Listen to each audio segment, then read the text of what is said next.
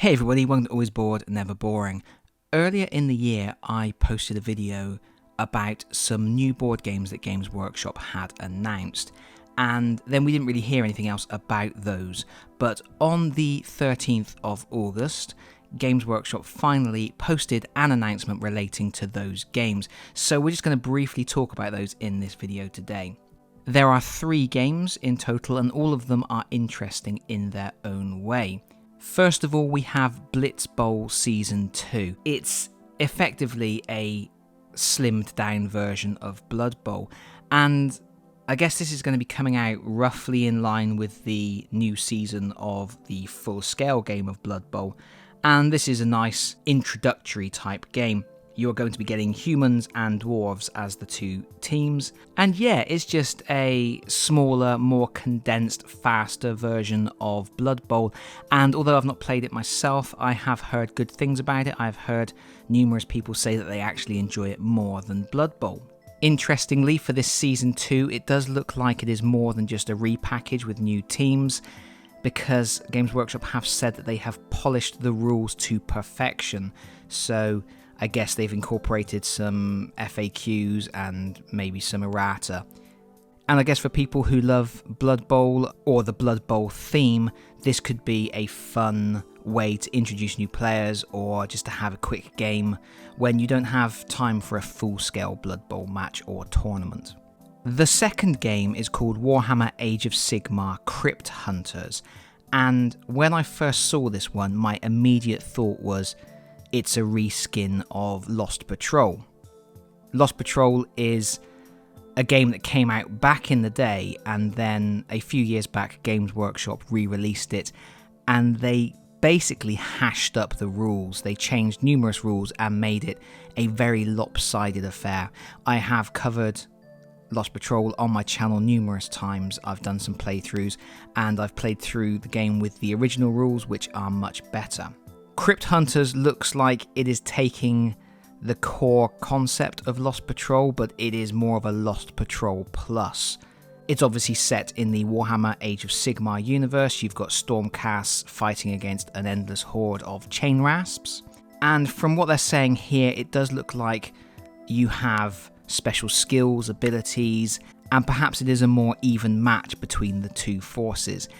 If Games Workshop can take the core principles of Lost Patrol and refine them and actually make it a more balanced experience, this is definitely one worth looking at, because Lost Patrol as an idea is really good fun. It's a really good concept, and the original was good but hard for the Space Marines to win, and the reissue was just nigh impossible for the Space Marines to win without using additional rules incorporated from White Dwarf magazine. If they've learned from those experiences and made it a little bit more even, made it a bit more of a tense head-to-head affair, this could be a good one. This could be a lot of fun.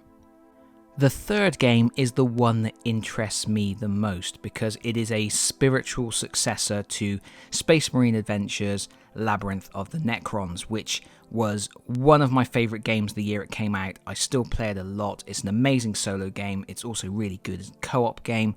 I've done numerous videos on it, doing playthroughs, I've done campaign playthroughs, and it's just a really good, light, easily accessible game that gives you a really strong feel of the Warhammer 40k universe. So the new game is Space Marine Adventures Rise of the Orks, and while it is part of that Space Marine Adventures franchise or brand line or whatever you want to call it, it is a completely different game.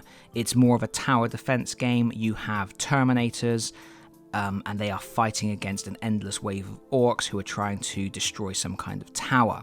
It plays from 1 to 5 players, rather than Labyrinth of the Necrons, which was 1 to 4 players. But it's still a game that you can set up and play in about 30 minutes, so still very much that easily accessible entry-level type of game.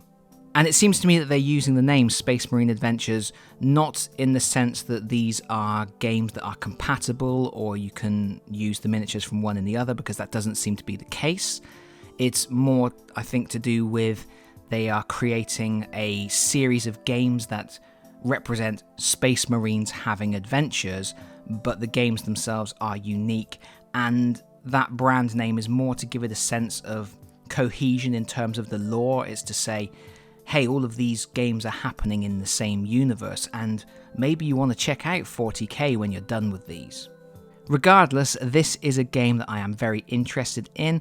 You are getting 5 plastic miniatures, and they are the Terminators from the blind boxes that Games Workshop released. And I think at least one of them is one of the miniatures that was only available in the Japanese range of the blind boxes. So this is something that I think a lot of people might be interested in looking at for that reason. But for me, I'm very much interested in the game itself. Labyrinth of the Necrons was so much fun, and I love co-op games, and I love 40k, and if I can set up a quick co-op game that I can play in 30 minutes that gives me the feel of 40k, that's fine by me. Labyrinth of the Necrons was originally a Barnes & Noble's exclusive, and they subsequently released 2 expansions and a paint set, which were also Barnes & Noble's exclusives. I managed to get hold of all of those products.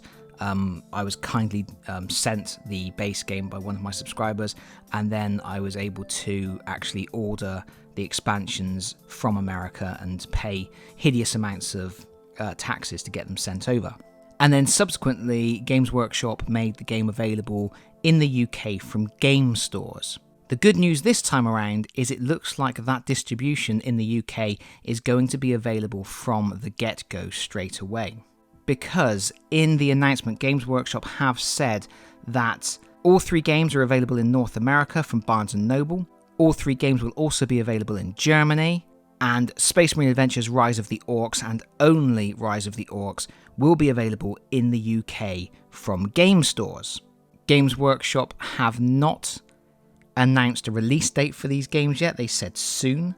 However, I popped over to the UK game online store, and I could see that Rise of the Orks was already available for a pre-order. It is up for pre-order at $34.99 with a release date of the 21st of September 2020, so that's next month. That being the case, I would expect the other games to be available around about a similar sort of time frame in their respective territories. I am a little bit disappointed that Crypt Hunters isn't going to be available in the UK, but I'm very happy that I will be able to get hold of Rise of the Orks without having to import it. But that's it for now, so 3 new games coming out from Games Workshop. Blitz Bowl, a 2-player game that's going to play in about 30 minutes and give you the flavour of that Blood Bowl universe. Crypt Hunters, a 2-player game that plays in about 30 minutes and represents Stormcast Eternals fighting against chain rasps in an ever-changing catacomb. And Space Marine Adventures Rise of the Orks, a 1 to 5 player cooperative game that plays in about 30 minutes and represents Terminators fending off an endless horde of orcs. 3 very different games, but 3 potentially good ways to introduce new players to Warhammer 40k, Age of Sigmar, Blood Bowl, Games Workshop in general. But which one are you looking forward to the most? Let me know in the comments. For now, that is it from me. Thank you so much for listening. If you've enjoyed the video, please consider pressing the like button. If you have really enjoyed the video, please consider subscribing if you don't already do so. And hopefully, I'll see you all again very soon. Bye bye everyone. Bye bye.